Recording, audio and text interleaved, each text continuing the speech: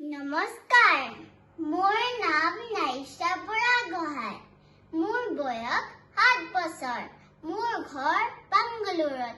মই এটি কুহিপাঠৰ কবিতা আবৃত্তি কৰিবলৈ লৈছোঁ।